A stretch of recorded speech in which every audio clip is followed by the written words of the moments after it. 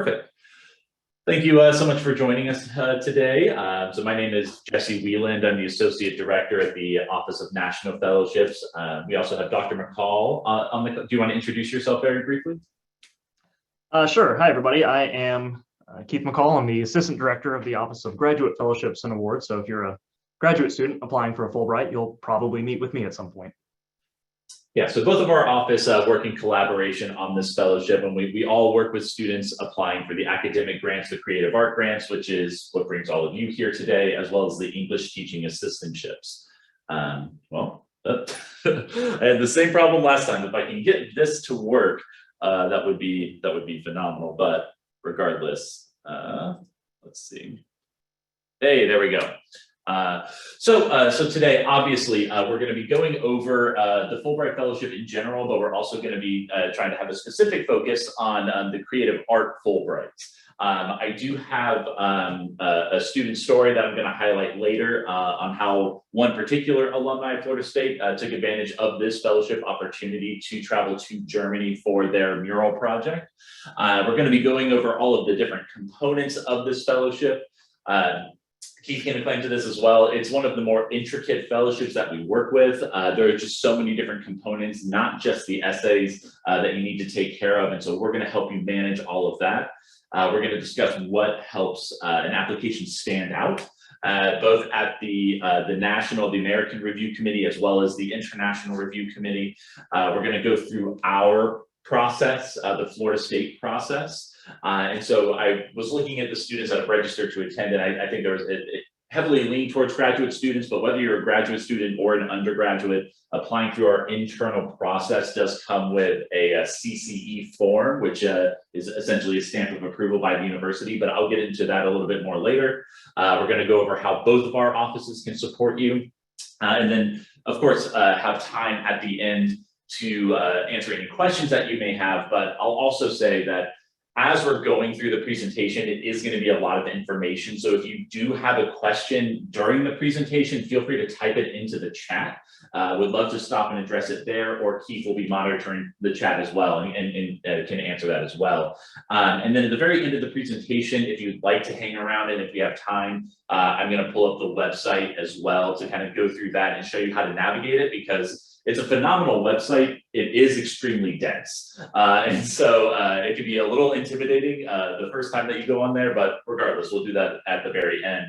I'm not gonna read all of this to you, but I think this is a really important slide to always include, because it gives a little bit of context on where the Fulbright Fellowship was created. And so it was originally created following World War II, and its purpose was to reestablish positive relationships between the United States and other countries. And so that mission of cultural exchange, mutual understanding through academic means or creative means or through English teaching, that's the main focus of Fulbright. Of course, how you, the applicant, are able to navigate that cultural exchange through your own talents, skills, and interests is completely up to you. But we always want to make sure that throughout your application, throughout your project and your ideas, that it's still emphasizing that cultural exchange between the US and the country that you're applying to. So this award is for undergraduates, master's level candidates, doctoral level candidates. It's funded by the U.S. State Department, and for anyone applying, you need to have a bachelor's degree to participate, and you need to have not earned a terminal degree before your program would start. And so Fulbright is one of the most malleable fellowships that we work with. So no two Fulbrighters projects are going to be the same. And we'll get into, of course, that a little bit more of what that means later. And just to reemphasize, the mutual peace and understanding in as many ways as possible really needs to shine through in your application. Just to touch on the eligibility, you do need to be a U.S. citizen, and I already said this, but you need to have your bachelor's degree before you start. We're going to get much more into the timeline a little bit later, but just for a point of reference, that for most Fulbright applicants, you're applying a full year, sometimes up to a year and a half, ahead of when you would actually start. So the earliest we work with students is that summer leading into their senior year. But if you're currently in a graduate program, if you're in a master's degree program, just be aware of when your graduation date is relative to when you're applying. And a lot of doctoral candidates will apply kind of towards the end of their formal coursework. But again, we can get more into your specific timeline in a one-on-one meeting. Every country is going to be different.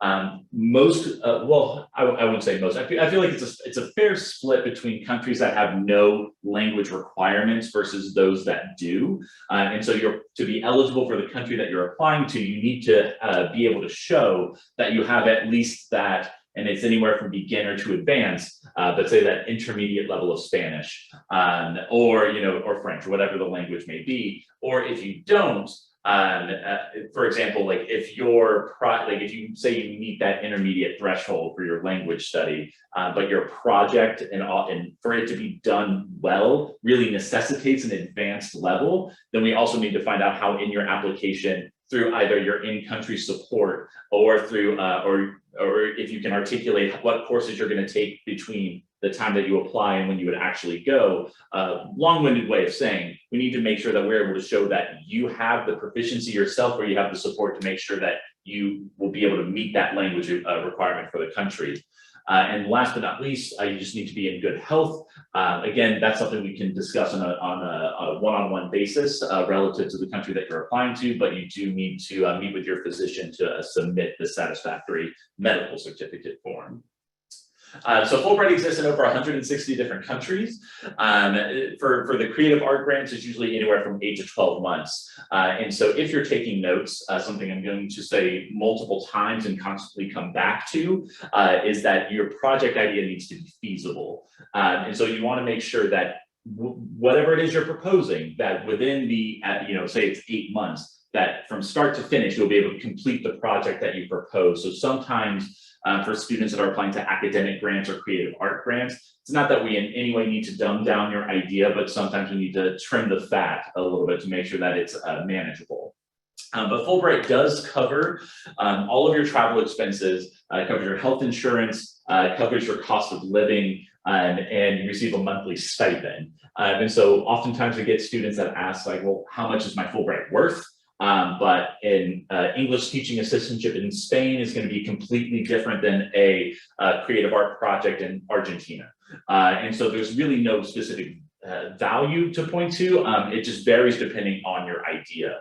And so for a lot of these creative art grants, obviously, I know materials can be costly depending on the project. And so that's something to always communicate with Fulbright up front.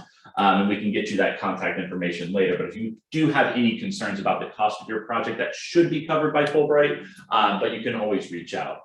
And so below at the bottom of this slide are a lot of the fields that Fulbright accepts applications for regarding the creative arts. And so on Fulbright's website, again, this is something we can show at the very end of the presentation, but dependent on your field, you can click, say like creative writing, and it'll show you exactly what are the supplemental materials that you need to also submit to show some of your past work. To validate that you have the ability to do the project that you're proposing. But you can do that for every one of these fields. But again, we'll get into that a little bit more later. Well, there we go. Oops, did I skip a slide? No. Okay. So just to touch on a student that I worked with a few years ago, whose project just perfectly aligns with what we're going to be talking about today.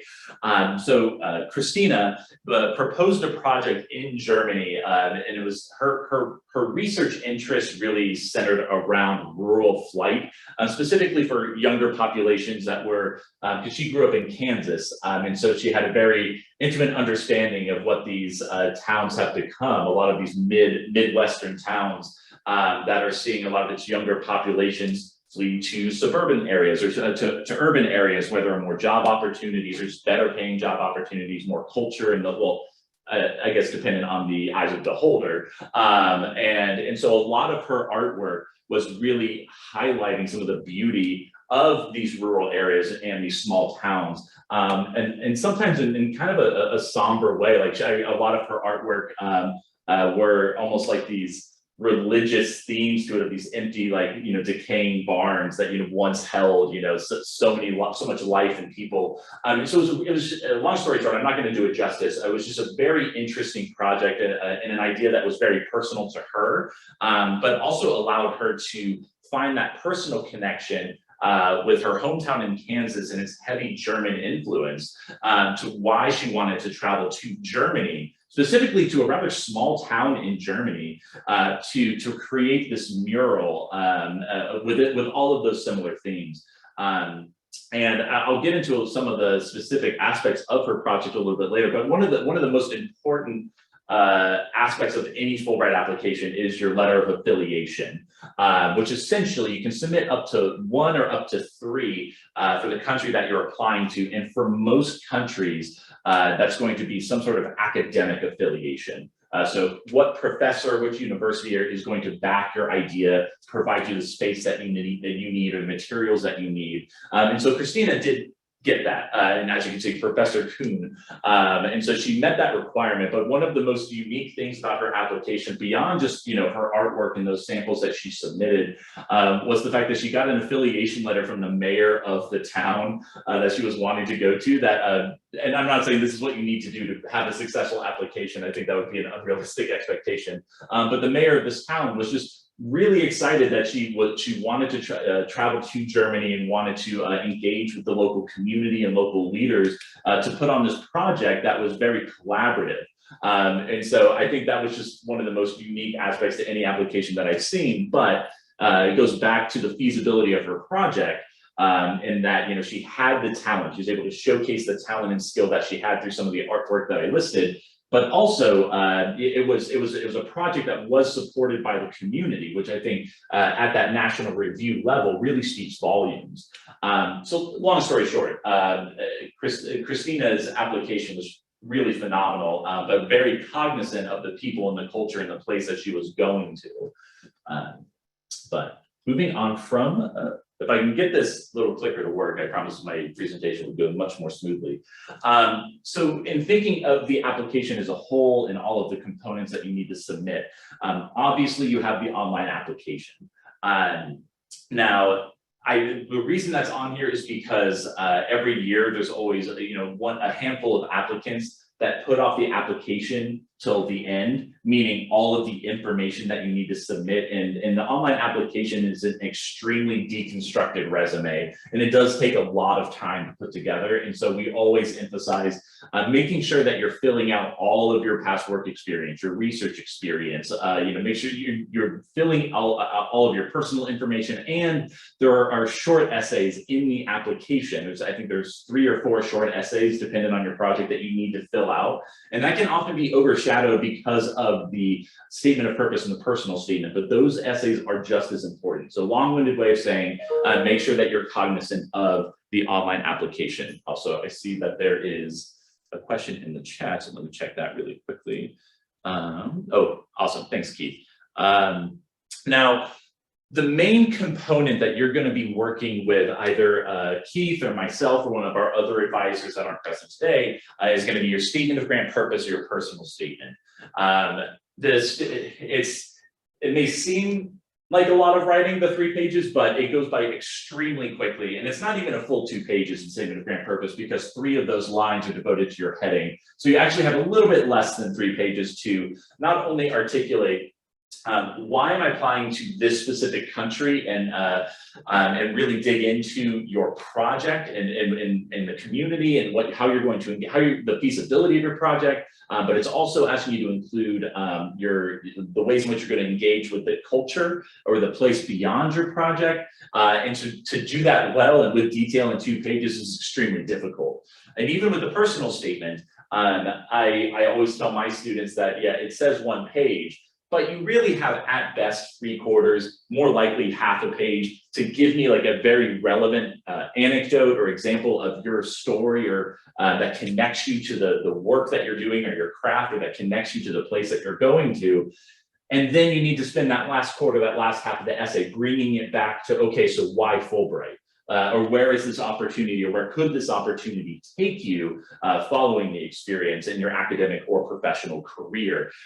So that space goes by extremely quickly, which again, to re-emphasize, is why we place so much importance on those small, short essays within your application, because that gives you just a little bit more space to give a little bit more nuance to your application.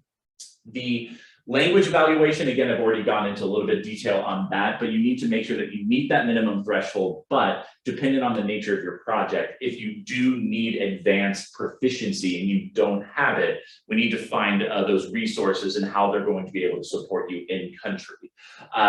Some countries that don't require language evaluations do in the application have you have the option of submitting a language self-evaluation if any proficiency you have would be relevant for the project that you're doing. The letters of recommendation, you need to submit 3, and for the academic or the creative art projects, it's not that all 3 need to come from faculty, but if all 3 did come from faculty, that's not going to be a bad thing. But I would say at least 2 of them need to be people that can speak to your craft, that can speak to your academic ability, and just it was just in short, speak to you as a creative academic. And then if the third is, someone else that can speak to, maybe not that isn't a faculty member, but can speak to your ability to engage across difference, across culture, your character, like that can still be a valuable letter. So I would say aim for 3 academic letters, but at best aim for 2. And the affiliation letter, it's up to 3. Make sure you meet that minimum requirement. I'll show you where you can find that in the website later, but as long as you meet that minimum requirement, if anything in addition to that would add nuance, like Christina's did, where she reached out to some of the local leaders in that community, then by all means do so, because it all goes back to the feasibility of your idea. Now, for the creative art projects, this next bullet point is unique to you, the supplementary materials. On Fulbright's website, they will tell you exactly how many pieces of writing you need to submit, or how long of a recording you need to submit, or if you're a music major, you need to submit a piece or recordings of these 3 specific types of pieces to perform. But regardless of what it is, we want to make sure that you are working with your faculty well in advance to make sure that you are curating the examples that you're most proud of, that you think that most accurately reflect your work or relate to the project that you're proposing. And then last but not least, or transcripts. You need to make sure especially for graduate students, you're submitting all of your transcripts from every institution you've attended. And of course, don't forget your passport. So if you don't have that yet, we need to make sure that you register for that. Let me just double check again really quickly. All right, awesome. Thanks, Keith, for being on top of all those links. So moving on from here, again, if I can get the, oh goodness. Well, here we go. Sorry, my technical proficiencies are clearly abysmal at best, but I think we can still make it to the end of the presentation.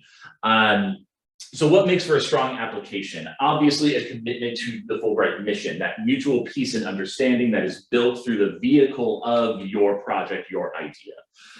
The limited in-country experience, that's something I'd be happy to answer the questions later, but rarely, if ever, have I worked with an applicant that has met that threshold. Usually what that means is that you have been in country for at least 6 months and plan to continue staying in that country through the duration of your Fulbright application. And then if you receive it, on into your Fulbright experience.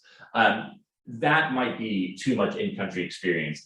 I've worked with students that have significant experience in country but have been gone for years, or I've worked with students that have grew up in specific countries, have been gone for a third or half of their life and are wanting to go back. Usually the one element there that is going to preclude you from applying is if you have dual citizenship.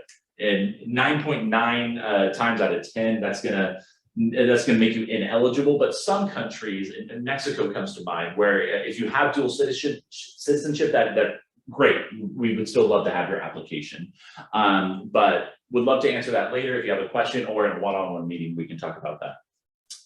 Again, the language proficiency, but because you are applying a year out from when you would start, say if you would consider yourself, I'm a beginner's level French, and applying to France is going to require intermediate, but I'm applying in early fall of this year, but I'm not going to start until next fall, and I'm taking classes this spring, summer, you know, and I will have it.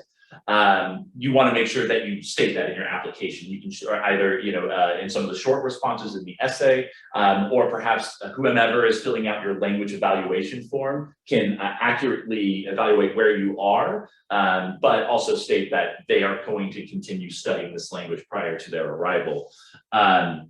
Feasible project, of course, I said I was going to mention that multiple times, both in terms of the breadth and depth of your project. We want to make sure that that can be completed in the 8 to 12 months that you have. The supplementary materials, of course, for any creative art project is going to really show that review committee that the new or novel idea that you're submitting or the continuation of a project you've already done is not just feasible, but will be of high quality. And the last little bit here is that throughout your entire application, we want you to be authentic. We want everything that you're saying in the limited space that you have to be relevant and, of course, compelling. All right, so the application process is, if you haven't gotten that hint already, is extensive and is going to take a year of your life, hopefully not a year off your life, but maybe that's to be determined. But first and foremost, the project proposal deadline. The project proposal is just kind of a fancy word for first drafts of your essay, both your statement of grant purpose and your personal statement. That's going to be June 1st. The reason why we have that so early is because that we have to set a marker to make sure that we know you've at least churned out your first drafts. They don't need to be good, but we need to know that you started writing. And we kind of, and although the emphasis is on the essays, we also need to make sure that ideally by June 1st, you have a clear idea of who your recommenders are. You've thought about who your affiliates are. Best case, you've reached out to those affiliates, but a long-winded way of saying you need to have at least gotten tangible progress on your projects. I'll also mention that the affiliation letter is 9 times out of 10 going to be the most difficult element for students to obtain. And part of that is because some countries over the summer, they are not answering their emails. They are on vacation, you know, they're on holiday, and you will not be able to reach an academic in France over the summer if you are trying to. So you need to make sure that this spring semester, regardless of what country you're applying to, that you start using your faculty, start reaching out early to see if you can start building those connections. Anyways, we can get started well in advance of that June 1st deadline, but by that deadline, we need to make sure that you've shown that tangible progress, because your campus deadline, and this is for a full and complete application, your campus deadline is going to be August 25th. And the reason why we have that deadline is because you will sign up for an interview that will happen in mid-September. And that is going to be anywhere from 20 to 25 minutes with time for questions, where you're going to be interviewing with former Fulbrighters, FSU faculty, or professionals from departments on campus where we have heavy traffic of a lot of applicants come from. Anyways, that have a very intimate knowledge of what the Fulbright process entails and what Fulbright is looking for. And so the point of that interview is not just for you to get some manageable feedback prior to the early October deadline, but it's also for the committee, one of the committee members, to write your campus committee evaluation, your CCE form, which is one of the main benefits of going through our process. Because, for example, I think I might have mentioned, I don't know if it made the recording, but I mentioned that we just found out today our semifinalists from this past year's cycle. And me just being nostalgic, as I am in every aspect of my life, went back to one of my students that I worked with whose application I just absolutely loved, but I went back to read the CCE form for her application because I never read that. And it was one of the most glowing pieces I think I've ever seen in the years that I've worked with Fulbright. And I'm not saying that's the reason why she was endorsed, obviously, her credentials stood for themselves. But I think even though it's just one page in a 25 to 30 page application, sometimes longer with your supplemental materials, at that next level, when everyone is qualified for the opportunity that they're applying for, it does stand out. And I think that's something that because you can apply at large if you want to not go through our process, but I would strongly encourage you to go through our process. sorry, I got a little bit off topic, but after you go through your interview, you have about a week and a half to 2 weeks to implement that feedback and then resubmit your application by October 3rd. And again, that is our deadline. I believe the formal Fulbright deadline is about maybe a half a week or a week later. But the reason why we need you to resubmit is so we can attach that CCE form to every application that we work with. And in our peak years, that is usually in the mid to high 60s or low 70s. But anyways, once you formally submit, like I just said, so today is January 26th, I think. So that is when we have gotten formal decisions for semifinalists. So everyone's application is sent to a national review committee, and Fulbright curates dozens and dozens and dozens of these, where if you're applying to specific regions, they'll be broken up by academic or creative or English teaching assistantship, and they're reviewed by maybe not experts in your particular country, but experts in that area. And that will rank all the applications, and then anywhere from late December, because there were some early decisions, but usually it's going to be end of January, those decisions will be released. And so then the congratulations for the students that are semifinalists is that you get to continue waiting until at best, late February, but it's going to be most likely mid-March to late March or early April that you'll start hearing final decisions. And then that is to start the following fall or the following December, January, or February.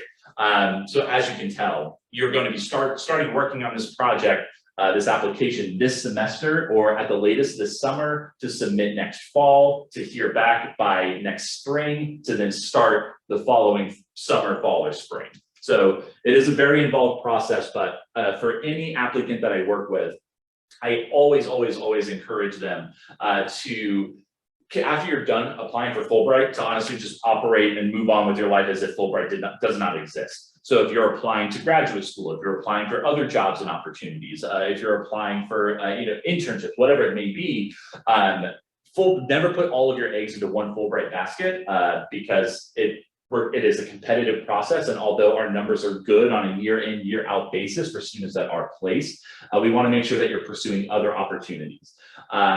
Christina, for example, who I mentioned earlier, actually applied and was a semifinalist, but ultimately was not selected the first year that she applied. Granted, she was still creating and still working on her art and still working in the Tallahassee community. And then we worked on a reapplication the following year, where she went from being a semifinalist to being nominated.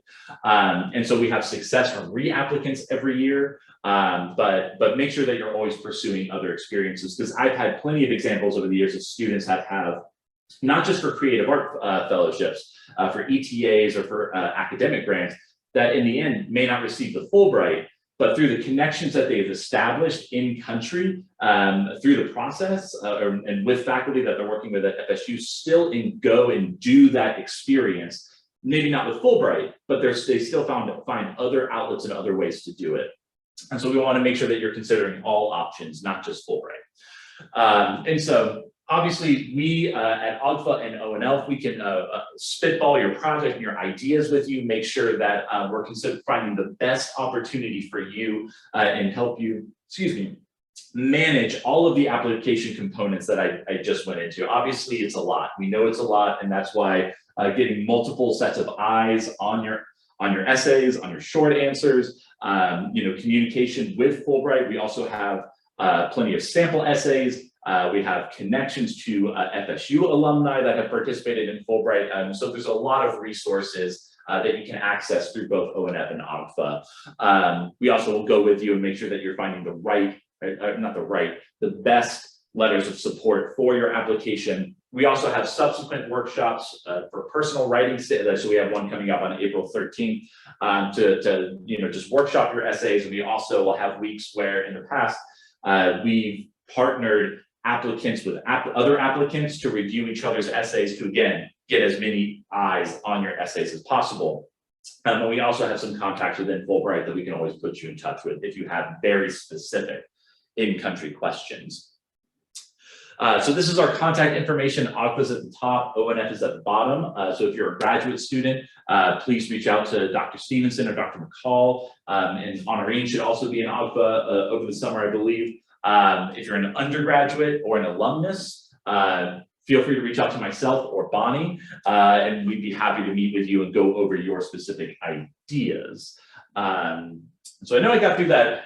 Well, I know it still seems like a lot, but got through that relatively quickly. And so would be happy to answer any questions that anyone has today. Feel free to type those into the chat, or feel free to unmute yourself.